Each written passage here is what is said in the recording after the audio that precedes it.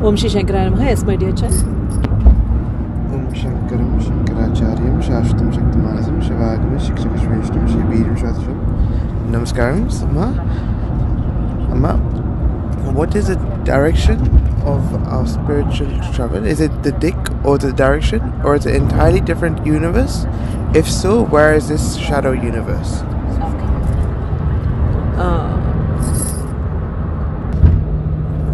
Om Shri SriGuruMahimA. Again, we are registering this audio, in a travel from Canary Wharf to around Harrow in UK. So, sorry for the background noise, if any. And the question is, Swarna, your question is whether dik is just direction, or spiritually is it an entirely different dimension or a different understanding. For every concept, my dear child, there is a life force to it. Like we have got our life force. Purusha element is our life force. Our gross is Prakriti. Likewise, every Jalam, like water, has its gross. Jalatattvam is its gross. Apas is its spirit element. Likewise, even directions have got its spirit element. If, say, for example, we know that northeastern direction, Dikpalakam, Ishana, we know that. Southeast, it is Agni. So we know all the diks, 8 diks.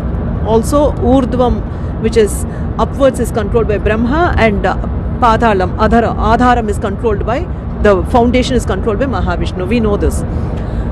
But all the Dasha diks have got Dikpalakas, something that controls the dik. But when we are doing the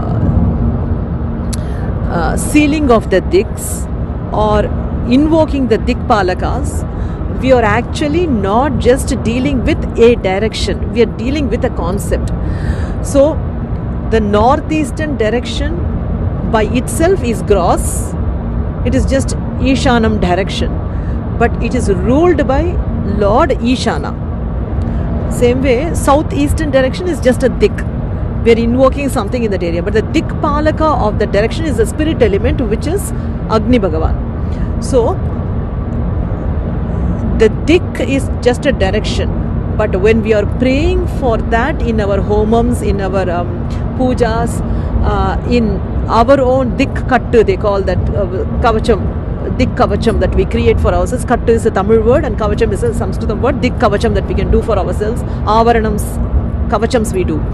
In all those aspects, we are invoking the controller of the dik. Controller of the dik has nothing to do with that dik. It is such a massive energy. The tip of that iceberg is the dik. From there, it opens up into a different concept. Say, for example, Ishana opens up into complete and utter good fortune. Agneyam opens up, Agni Bhagavan. Agneyam opens into Agni Bhagavan, which is again the connect between the human realm and the higher realm. Because through Swaha we are connected to the higher realm. So it is the way upwards. Niruti, for example, southwestern direction is controlled by Niruti. Southwest is the direction, that is the gross of it.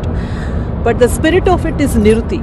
Niruti is supposed to be a Rakshasa, it is supposed to be a Dhanava, a very gross demonic being.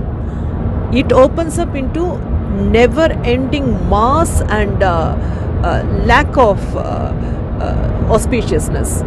So every direction is in gross that direction, but in its spirit it's a concept. So whatever the concept is what we are invoking. When we are invoking, say for example, for a homam, we are invoking all the dikpalakas. We are just telling them, my dear Agni, make it possible for me to have this connect to the higher realm. But to Niruti we are saying, my dear Niruti, try not to curtail us with the gross. Please allow us to communicate to the higher realm. By addition and negation, we do we do prayers in our Hinduism. By addition and negation. That is what even our Guru Tattvam is. Even if you see, Bruhaspati, who is called Guru Bhagavan, and Shukracharya, who is called Asura Guru Bhagavan, Daitya Guru, both are gurus. Brihaspati is teaching us what to learn. Shukracharya is teaching us what to shed. Both are gurus. So in diks also, some diks we are requesting to open completely, to bless us with auspiciousness. Some diks we are asking them to open completely and to not clutch us. So the good directions, when they open us into the realm of auspiciousness. The bad directions, when they open, only when they open. When they are closed, they cause gross. When they are open, they release the gross. So they allow the spirit.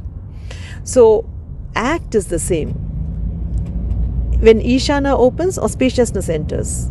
But when Nirati opens, the gross clutch releases. So every dik has got a palaka. That dikpalaka is a servant to Lord Shiva. If a great asura like a Niruti is a servant to Lord Shiva, what is he going to do? He is going to just not trouble those who are doing a Shiva Puja. If Ishana is a servant to Shiva, what is His Highness going to do? His Highness is going to facilitate and bring more auspiciousness. By addition and negation, we are invoking the life forces of the dik so that our prayer can happen properly.